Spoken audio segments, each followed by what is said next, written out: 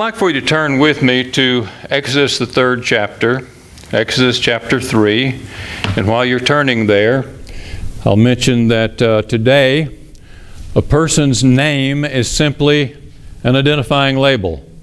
How many of you know what your name means? Not that many, I would say. I didn't know what mine meant until I looked it up. Now, it depends on where you look it up, what source you use. You might find multiple definitions. But I think it has something to do with valiant. I'll say Mama missed it on that one. But no, the reason she gave me the name she gave me was because, of course, my dad's name is Vance. And then she named my brother after, she also named him after my dad gave him the middle name. So that's all, I would bet, I don't know, but I would bet that she probably went to her grave not knowing what those names meant. That's simply because names in our culture are nothing more than identifying labels. It's the sound we make to identify a person. I say Johnny, and he looks up like he did just now. I call your name, but nobody thinks about the meaning of that name. The Hebrews were very different, however. For them, the name was not merely an identifying label. It was much more than that. A person's name was designed to give you meaningful information about the person who bore the name. So it had meaning, and people who used the names knew what they meant.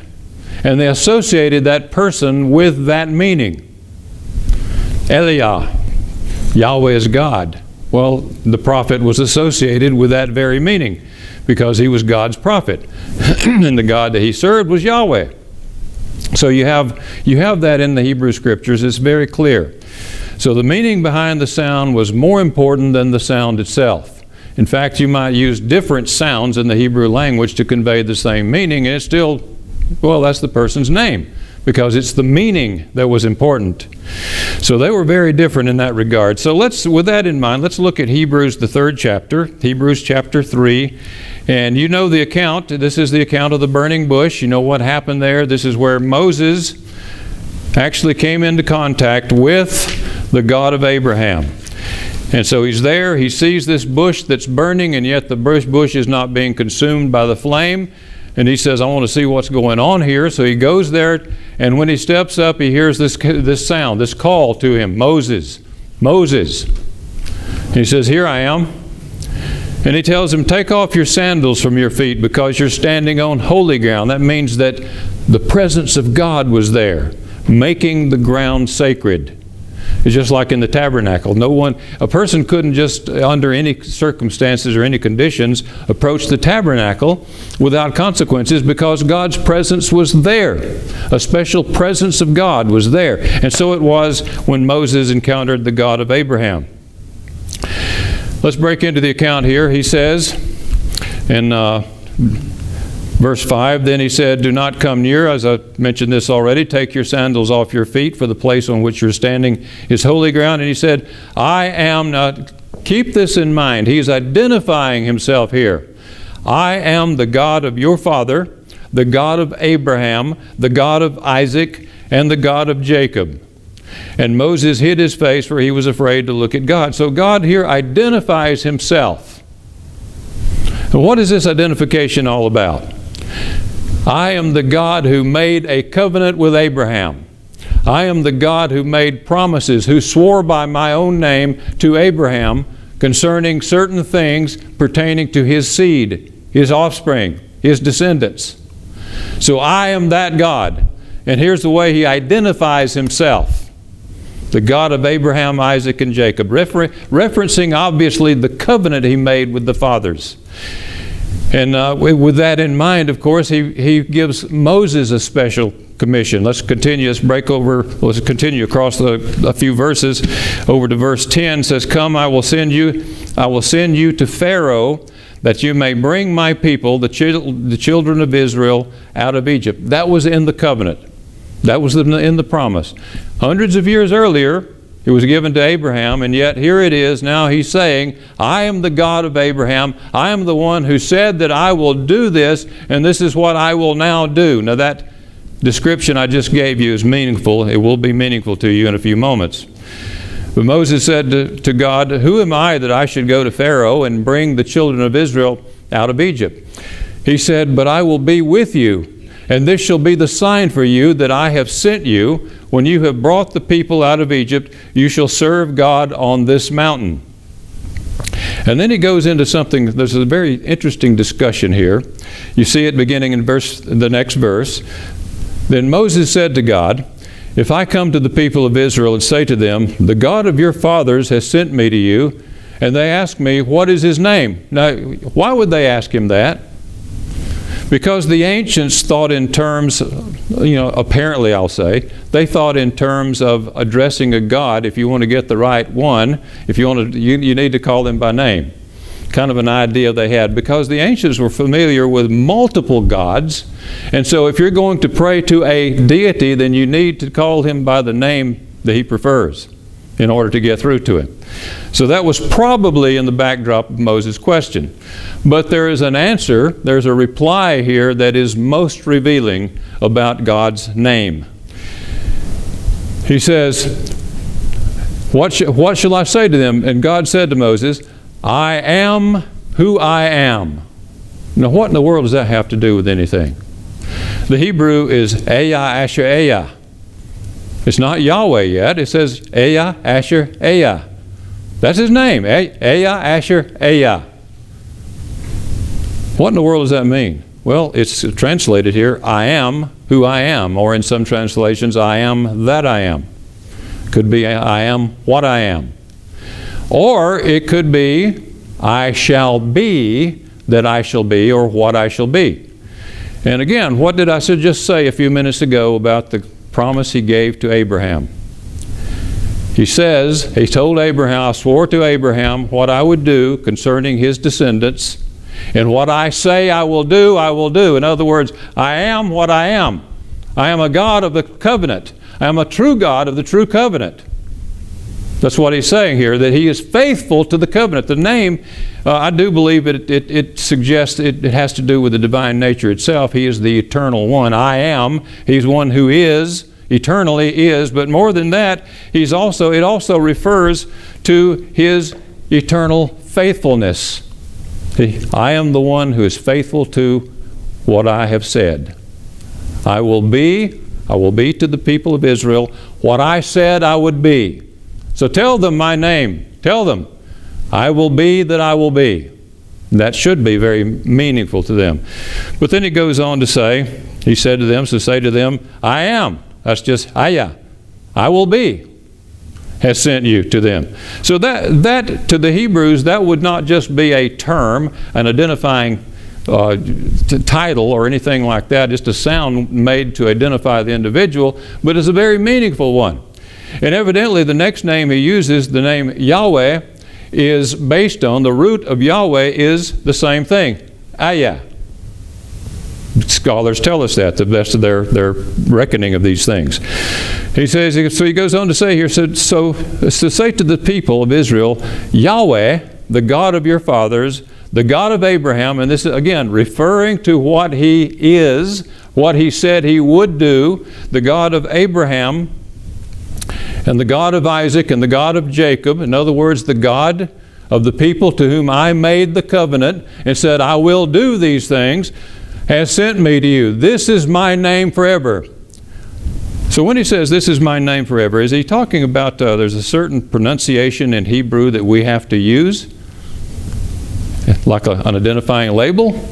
You know, a lot of groups teach that. They believe that. We need to be saying the name Yahweh, using the name Yahweh. Call ourselves the Assembly of Yahweh, not Church of God, but Assembly of Yahweh, because that identifies the God of the Bible, Yahweh. Yeah, I mean, there are different ways. Different scholars have different opinions about that. Some say it's Yahweh. Others say it's Yahovah or Yahweh or Yahavah. different ways of pronouncing it, different opinions about that, but nevertheless, it's something along those lines. But it's not saying that he's not making the argument that this is the identifying label that I prefer, I just like the sound of it. No, his point is this is what I am. This identifies me because I am the God who is faithful to His covenant. I shall be to the people of Israel what I shall be, what I have said that I would be. So that's contained within the name. And also, as I said earlier, I do believe it also refers to the divine nature itself. I'm the one who is. I always am, the eternal nature. He is God. He is. Now, this is interesting here, the play on names, the play on words. Ayah, Asher, Ayah. Ayah meaning I am or I shall be. And then Yahweh derived from Ayah meaning He is or He shall be. So which is it? Is it I am or He is? It's both. You see, the point is not to have an identifying label that sounds a particular way that you have to pronounce that label. The point here is that this identifies God for who He has revealed Himself to be. And that's what it means when it talks about the name of God. It's talking about, the name signifies His reputation. This is my name meant this is my reputation. This is what I am known for. This is the content of my self-revelation. So when it talks about praising the name of the Lord, it means praising Him for the way in which He has revealed Himself to be. That's what it means. It doesn't mean using a particular Hebrew sound in your regular worship. If you want to do that, fine, but it's not commanded. That's not what he's talking about when it speaks of the name of God in this way. Now I want you to notice, go back to verses, and we'll see this. I already called your attention to this, but look back again at verse 6, just to emphasize the point. He says, I am the God of your father, the God of Abraham, the God of Isaac, the God of Jacob. Here he's clearly referring to the covenant and the promise of that covenant on which Moses' mission that he's about to give him will depend. Thus establishing that He is who He is. He will be to the people of Israel who He said to Abraham He would be. So I will be faithful to my covenant promises. It's very clear in there. Also verses 10 and 15, we won't review that again. And again, when he says, this is my name forever, he goes on to say that. This is my name forever, and thus I am to be remembered throughout all generations. That's what he says in verse 15. It means, it just underscores not only the everlasting nature, but His everlasting faithfulness. This is how I want you to remember me.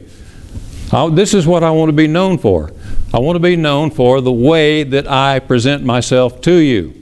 I present myself as the God who is faithful to His covenant. I keep my word. So again, the name, whether it's Ayah or Yahweh, signifies God's reputation. It points to how He has revealed Himself both in His Word, what He says about Himself, as well as what He does. Indeed. It's God's self-revelation. So when He brought the children of Israel out of Egypt, as He said He would do, He was revealing Himself for what He is. Now, what happens, do you suppose, when you go out and you are claiming to be a follower of Yahweh, the God of Scripture, the God of Abraham, and you begin to misrepresent Him? Why is that a problem? Because you're turning Him into something other than the God He is. It's a very serious problem, obviously. You're making Him out to be something other than what He is. This is why it was a problem for the children of Israel when they went into captivity. They went out behaving as the heathen and setting an extremely bad example, and the heathen looked at Him, the Gentiles looked at Him and said, these are the people of Yahweh? Don't want nothing to do with that. So you can see the problem, can't you? Here they had the name of Yahweh attached to them. We'll talk about that a little bit later when we get to the third commandment. So let's see some examples here. Let's go to Psalm 8, where it speaks of praising the name of Yahweh. Again, it's not speaking of praising A particular label is speaking of praising the one who has that name, because that name reveals who he is. Psalm 8. This is a psalm of David. It says, Yahweh, our Lord, meaning the latter word Lord there. If you notice, it's not in all caps. It means governor or master. It refers to a king or someone in charge. O Lord, our master, our governor, how majestic is your name in all the earth. This means simply that God himself is majestic in all the earth, because he has a reputation. He's known a certain way, the way that he reveals himself. How majestic is your name in all the earth. You have set your glory above the heavens. Out of the mouths of babes and infants you have established strength because of your foes, to still the enemy and the avenger. In other words, he causes the weak to silence the voice of the strong. And that's significant, because that's not the natural order, is it? That's usually not the way things work. It is the strong who silence the voice of the weak. But God causes something different to happen when he's active in the world. He causes the weak to silence the voices of the strong. What does that say about him? It tells you something about him, doesn't it? His actions in the world reveal something about his character, his nature. And so that's what it means. That's what we mean when we talk about the name of God. When I look at your heavens, the work of your fingers, the moon and the stars which you have set in place, what is man that you are mindful of him, and the Son of Man that you care for him? He could look up, David could look up at the stars of heaven at night and look at the sun during the day, and look at the order of things in the universe. And of course, I might mention this, the fact is he didn't have near the knowledge we have today. He could look up there and see these things and see the glory of them, but he knew that the one who placed them there obviously was far more glorious. We can look out there and we can understand things such as we talk about light years, we talk about black holes, we talk about galaxies, and we talk about the size of galaxies and how many galaxies there are, how much space between them, and it just boggles the mind to try to get your mind around those things. So we talk about that, and then to think about the God who placed all of that out there. And really we magnify the name of God, as it were. We see something about his nature, his character. I remember years ago I was watching a series on, I think it's on HBO or something. A couple of Roman soldiers were looking up the stars one night, lying there looking, and one said, "I wonder what they are," and the other said, "They're stars." I mean, very simple answer, they're stars. So yeah, but I wonder, I said, "I'll bet they're much further away than they appear to be." He said, "Oh, I'm sure they are. They're probably a lot bigger." He said, "I bet they're hundreds of miles away." You know, the idea they're hundreds of miles away, saying, wow, hundreds of miles away. No, we know it's a lot more than that. And we know some of those little spaces between them looks like that. That's massive spaces. You can't even get your mind around some of the numbers we're talking about here.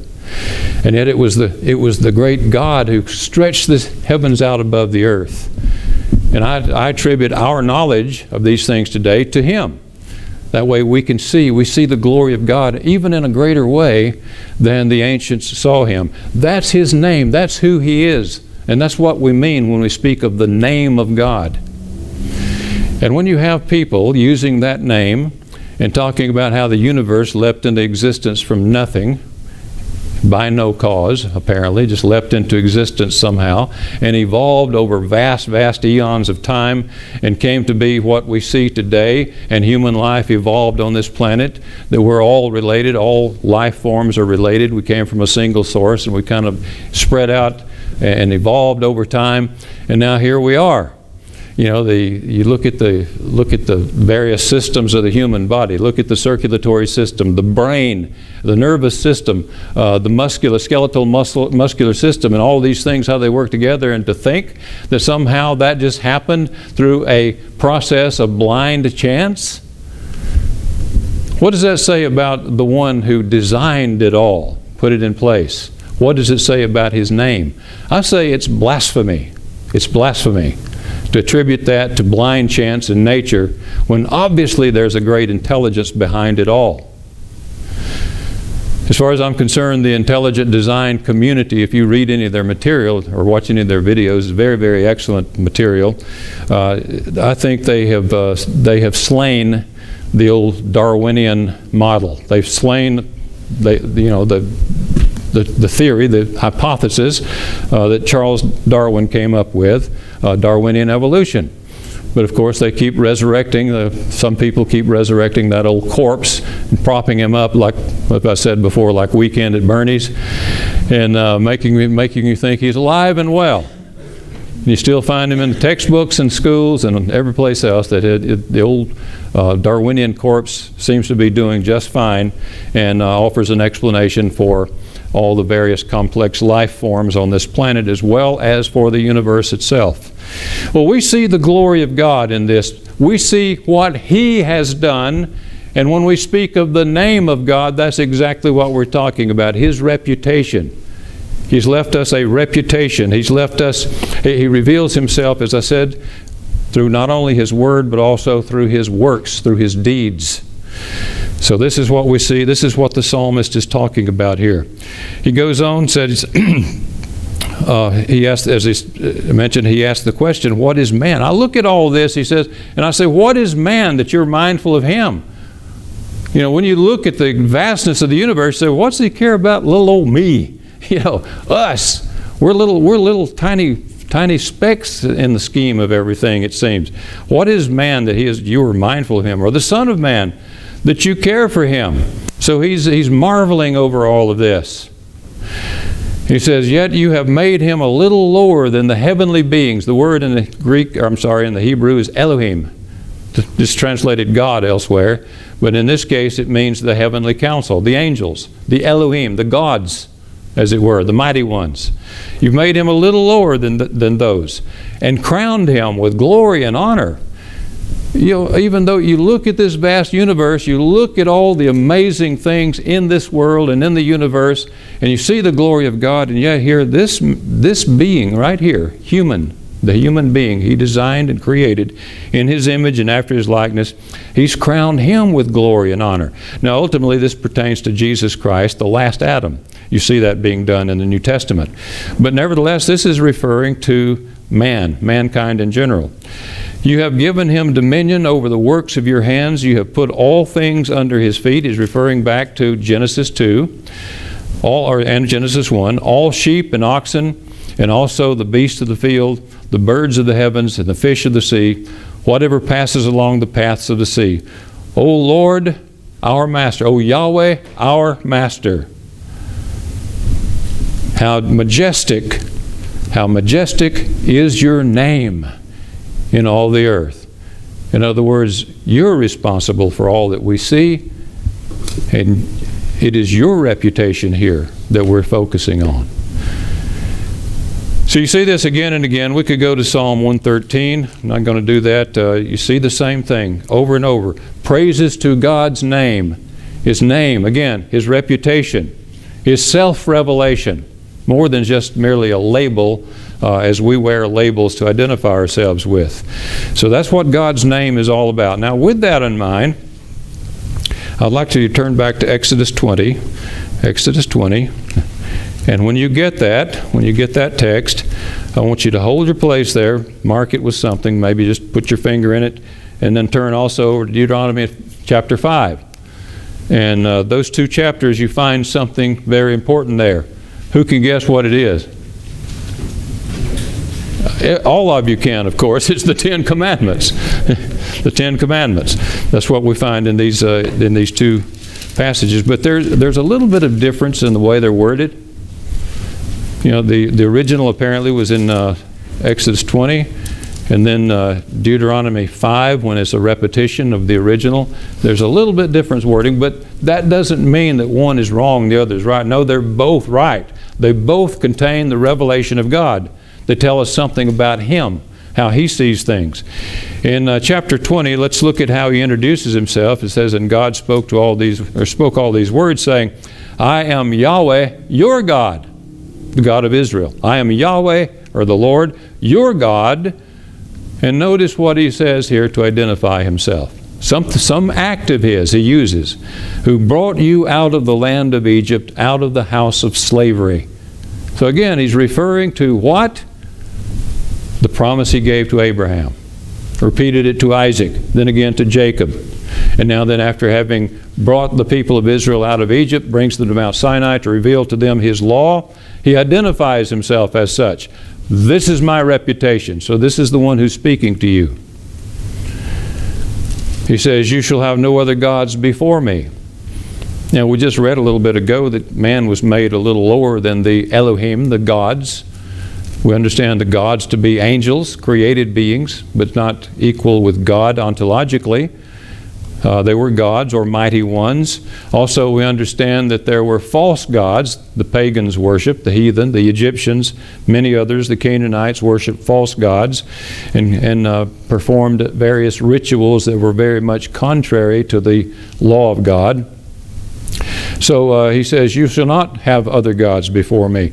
Now, the word before me is not the best translation, I would say, because for someone, if you put it that way, for someone living in a culture where multiple gods are worshipped, he might think that this means that yeah, you can acknowledge and honor these other gods, but as long as you put Yahweh above them, that's okay. You know, I'm reminded, I think about that when I read some of the prayers to Saint Michael the Archangel. You know, Roman Catholics use those prayers. They pray to Michael. Now, they acknowledge God and Michael's God in the prayer, but nevertheless they're calling on Saint Michael to intervene for them, to take care of them, to drive out the evil and all of that.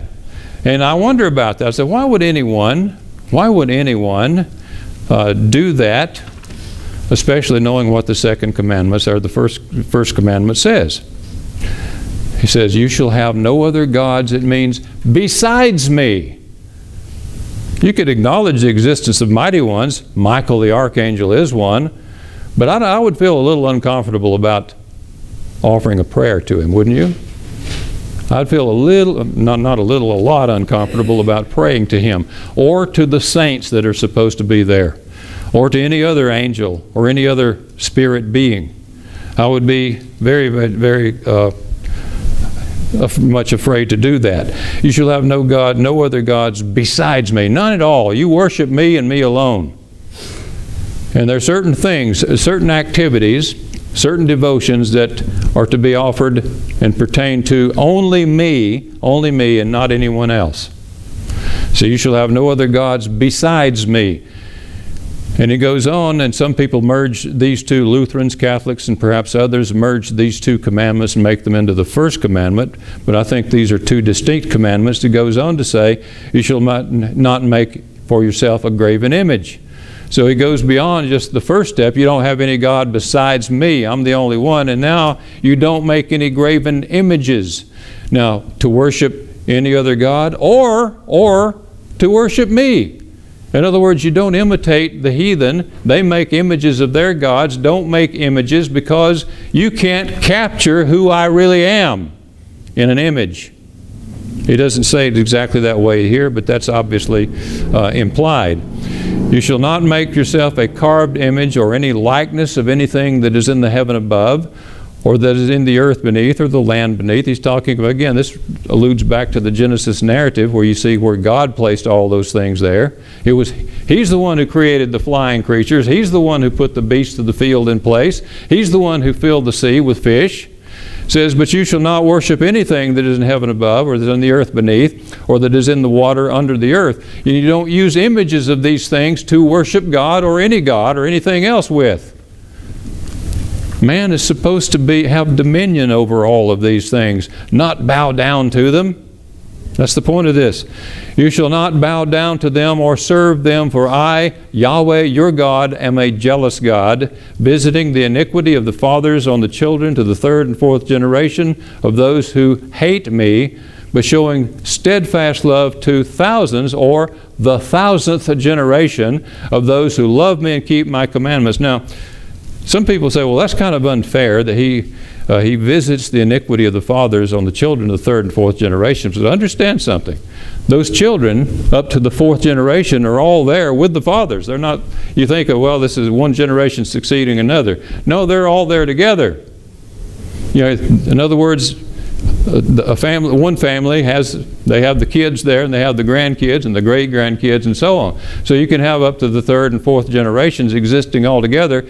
And guess what? The third and fourth generation, guess how they behave if they're brought up in a society where everybody's bowing down to idols and committing all kinds of abominations and going to pride celebrations. You know, here we'll be having the day of Pentecost, and others are having gay pride celebrations, or LGBT++ and whatever else. I don't know how many letters they got, and letters and numbers they have now, but this is something that they're proud of. You know, the Bible condemns pride in itself, but now they're supposed to be proud of something that God himself condemns. That's what we see going on in this world, isn't it? And it's an abomination in his sight, but I digress.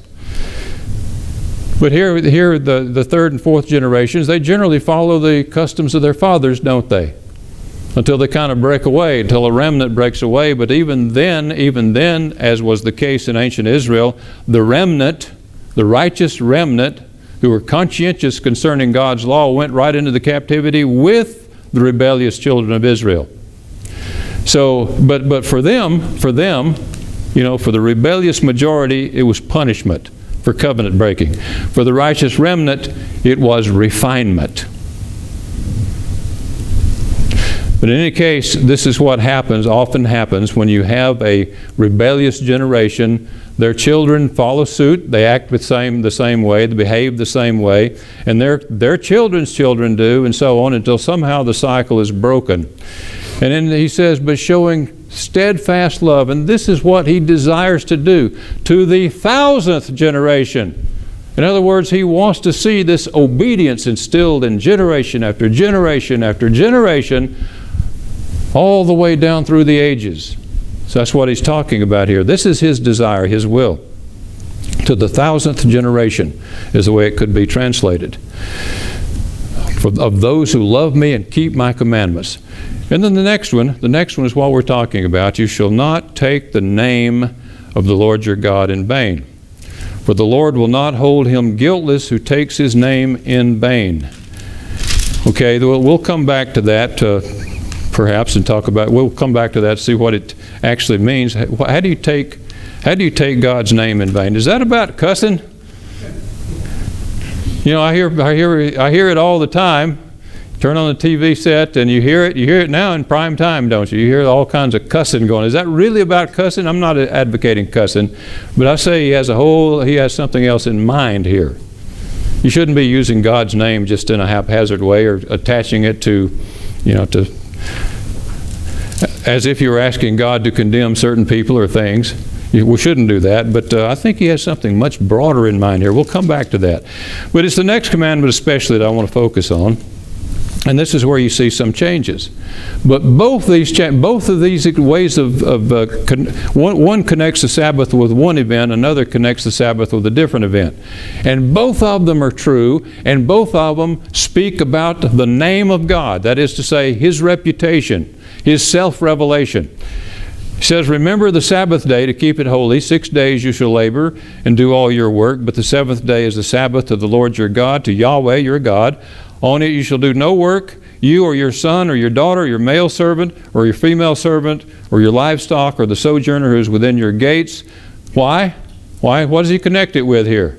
For in 6 days Yahweh made heaven and earth, the sea, and all that is in them, and rested the seventh day. Therefore the Lord blessed the Sabbath day and made it holy. So why did he do it?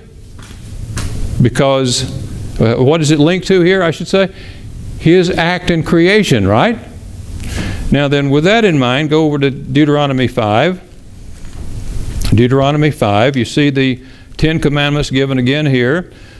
For the most part, they're the same until you get down to the 4th commandment. And it says, look at verse 12, says, observe the Sabbath day to keep it holy, as Yahweh your God commanded you. That's what it says back in Exodus 20. 6 days you shall labor and do all your work, but the seventh day is the Sabbath to Yahweh your God, or the Lord your God. On it you shall do no work, you or your son or your daughter or your male servant or your female servant or your ox or your donkey or any other livestock or the sojourner who is within your gates. In other words, just shut things down because this is a special day set aside for a different purpose, not your regular work day, where all of these would be busy. He says that your male servant and your female servant may rest as well as you. Now notice what he links it to. Remember, he linked it to the creation narrative earlier in chapter 20. Here he links it to another event involving Yahweh. You shall remember that you were a slave in the land of Egypt, and the Lord your God brought you out from there with a mighty hand and an outstretched arm. Therefore, the Lord your God commanded you to keep the Sabbath day. What does he link it to here? The Exodus.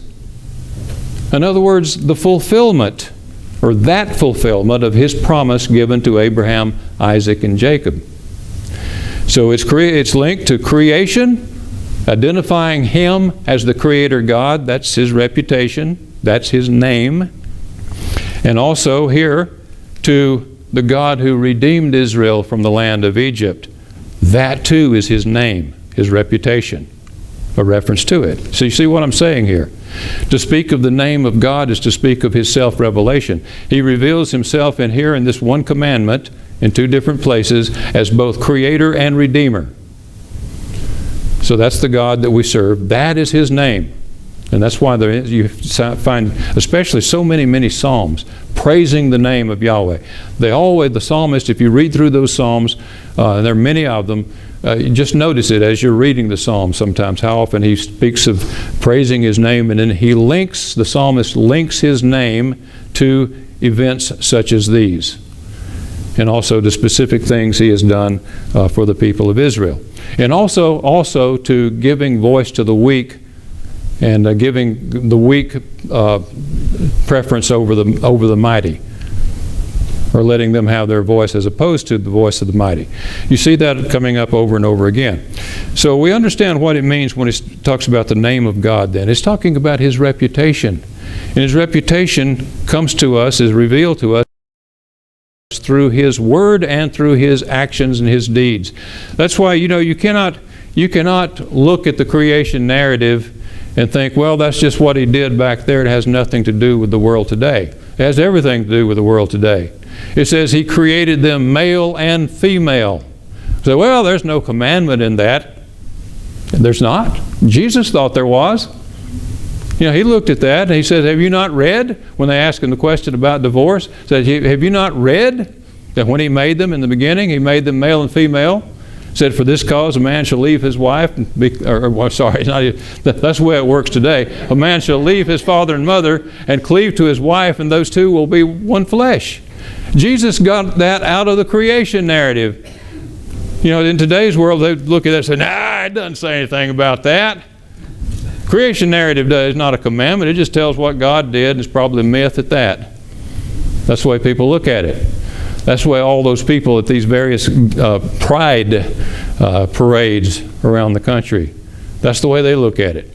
And they'd get very angry with you for suggesting that Jesus was right.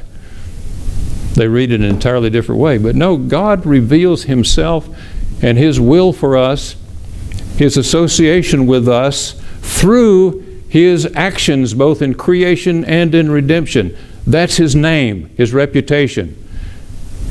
And if we begin to depart from that and attribute to him things other than the ways that he has revealed himself, then we get into violating the third commandment. So let's read that one. If you're still in Deuteronomy 5, either one will do. Exodus 20, Deuteronomy 5. It says, you shall not take the name, this is in verse 11 in Deuteronomy 5, you shall not take the name of Yahweh your God in vain. For Yahweh will not hold him guiltless who takes his name in vain. What do you think? If that's not strictly talking about just ordinary, regular cussing, then what is it? What is it talking about? How do you take God's name in vain? You know, not only I do believe that people who throw around God's name or the name of Jesus Christ in a way that's you know, as you hear people do it all the time, I do think that's a violation of this commandment. But I think he has something much more than that in mind. And what he has in mind is the fact that not only it says take the name. What do you mean take the name? Well, you take up the name. In other words, the name of Yahweh, the name of God, is somehow attached to you. And of course, Israel, they were the people of God. They were the people God made the covenant with. And he says, you shall not take the name or bear the name. You take it, you're bearing it, you're holding up in one way or another, holding up the name of Yahweh. You're identifying with Yahweh. You're saying, Yahweh is my God. He says you're not to do that in vain. So how do you take the name of Yahweh in vain? By behaving in a way that is inconsistent with His reputation. That's how. So if Israel is in the exile, and they're among the heathen, and of course they're bearing the name of Yahweh. The heathen all know this is Yahweh's people. These are the ones that we took out of the land. They're Yahweh's people, and yet they're behaving as their neighbors round about, their captors. Then what that kind of signal does that send? They're actually bearing false witness concerning Yahweh, their God. They're giving Him a reputation that is not truly His. So they're bearing the name in vain. And it says that those who do that won't go unpunished. This is the principle we find in Romans, the 2nd chapter. In Romans chapter 2,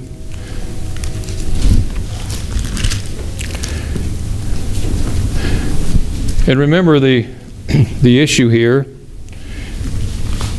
among the Roman believers was that you had kind of a culture clash between Jewish believers and Greeks and others, non-Jewish believers. And of course the Jews, they had Abraham as their father. Their forebears were at the foot of Mount Sinai. They received the law, and they grew up. These believers grew up in the synagogue hearing the reading of the law and the prophets. So they felt that they had something the Gentiles didn't have. And in one sense they did. They did. That was an advantage in many ways. But notice what Paul says here, because this was causing a problem. He says, but if you call yourself a Jew, and he's talking to believers in the Roman church, you call yourself a Jew and rely on the law and boast in God and know His will and approve what is excellent. He's not taking issue with them. He's agreeing with them at this point. They were approving of what is excellent. He's saying God's law is excellent because you are instructed from the law. Again, he's not taking exception to that. He said, oh, you shouldn't be getting instructions from the law. Not saying that. No, he's in agreement at this point.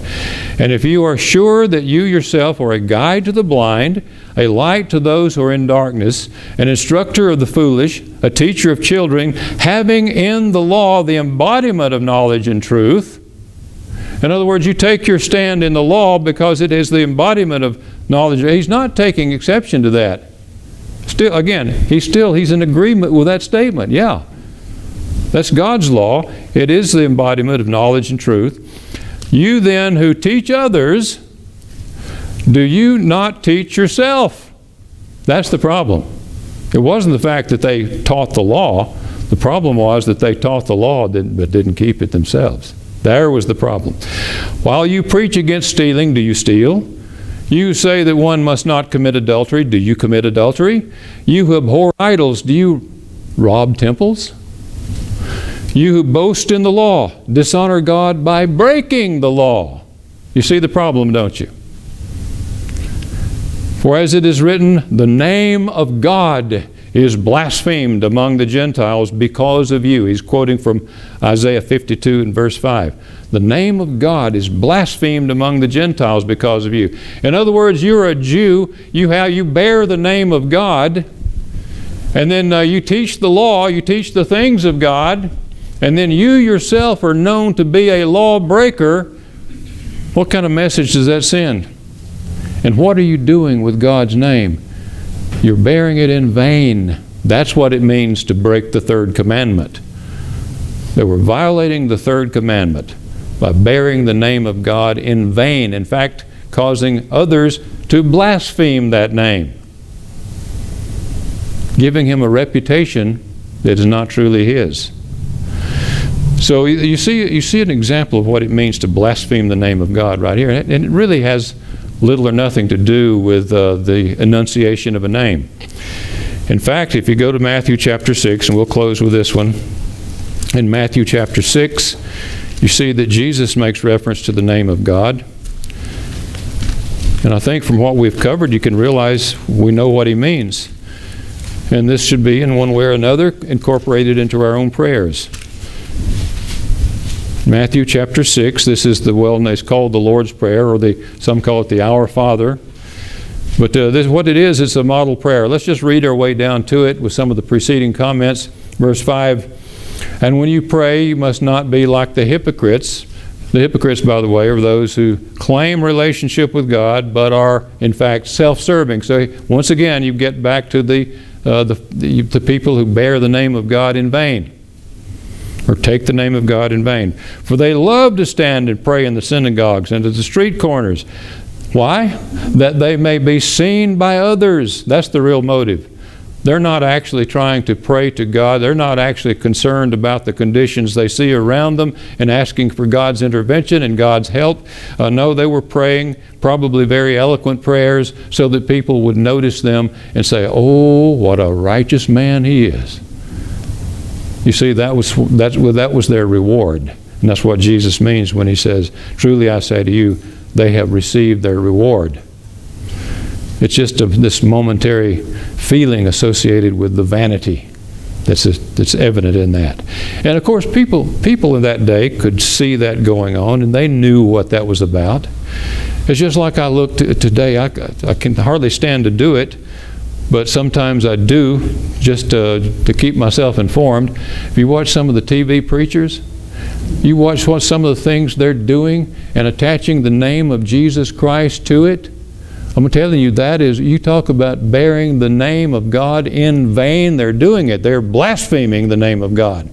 When you see a guy dressed up like a Colombian cartel with a white suit, take his jacket off and swing, sweep it across the crowd, and they all just start falling over backward.